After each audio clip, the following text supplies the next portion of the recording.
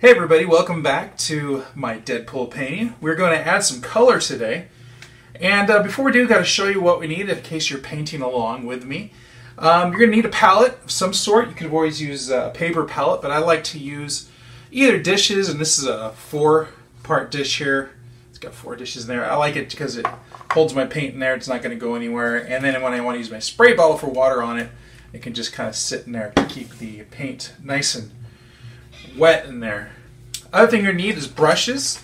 Now with this part, this step that is just laying in color, but blocking color, you don't really need any big, sexy, expensive brushes, just some old brushes. I like to keep all my brushes. Actually, I have a problem. I don't ever throw away any brushes. And there's some brushes over here that I haven't used in literally 10 years, but I just can't throw them away. There's too much history in them. So, but you can reuse whatever brushes you want for this. It doesn't need to be anything great. We're just going to lay in color. Speaking of color, the other thing you're going to need is paint. This is just a basic red. I don't normally paint right out of the tube, but today I'm going to, and this is how I start most of my paintings, especially with superheroes, because they got to be nice and bright color. Now, I'm going to paint over this red eventually. But this is going to be my base color. Okay, and a base color is really, really important because it affects your whole painting. Alright, now you can go ahead and paint over the lines, it's fine. That's why I drew the line black underneath so that when I painted over it, I'd be able to see through the red, because the red is very translucent. Actually, let's get to going because this will take too long. So I'm going to get a bigger flat. I like my flat brushes because it pushes the color around a little bit more even. Now this is a very important step, you guys, the base color and blocking in your color, because this will affect the whole painting. Okay, now there's one way that you could do this, and you could actually, I could paint the whole canvas red. I don't personally need to do that, but that's one way you can do it. And it's important to block in all your color instead of just like working just on this leg and then working on this part and then working on this part, because number one, you want to get all the colors even and related. But also, the reason you want to block in color ahead of time is that once I start adding in like the shade of black that I'm going to use there, it's going to affect the red that I put down, the way that my eye sees are red. And that's really important for me to see before I start rendering or putting in any details or more detailed color decisions. Because I might put down a black color that I really like and is perfect, and then the red's just not working now. So I'm going to have to go back over the red if that's the case, with a different type of red that works. So the longer you do this, the more you get an idea of what color you want to use and what colors go well with others. So you want to get it as solid in terms of you don't want to leave any white showing through, but if you go over the lines or it looks a little streaky like you see brush strokes, it's not that important at this point because I'm going to paint over this anyways with my different reds.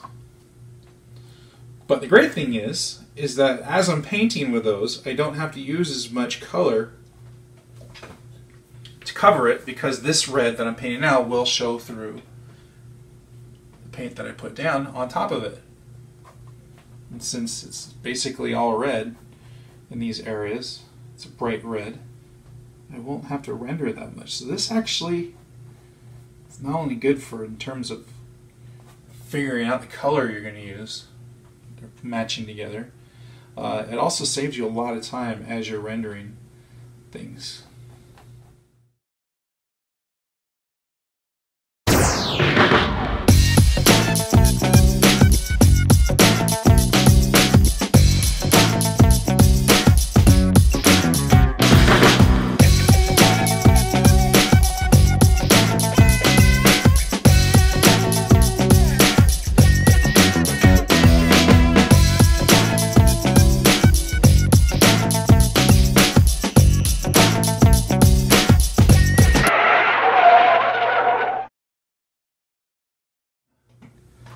It's gray. It's already pre-mixed gray, but So basically, you don't want to leave anything white, just the white of the canvas that you're using, even if it's on paper. Well, that's not necessarily true.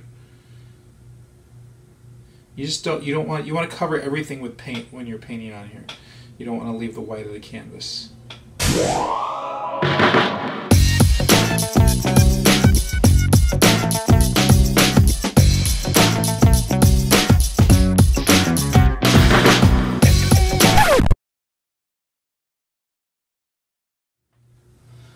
This brush is getting pretty bad. So folks, you're going to see something that I've never done on camera.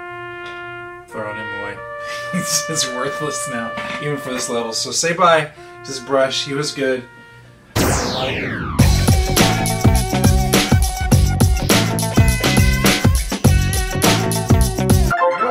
So that's it, everybody. We blocked in all the color here, the blacks, the reds, every color that I need, just a once over. Gotta let this dry before I go on to the next phase. But this stage is done. So make sure that you go to my website, randymartinez.art, and of course go shop at my store, randymartinez.storenvy.com, and of course subscribe to this channel, and make sure that you click on the little bell so that it tells you every time that I do a video update. So, all right, so until then, you guys, thank you so much, and have a great rest of your day.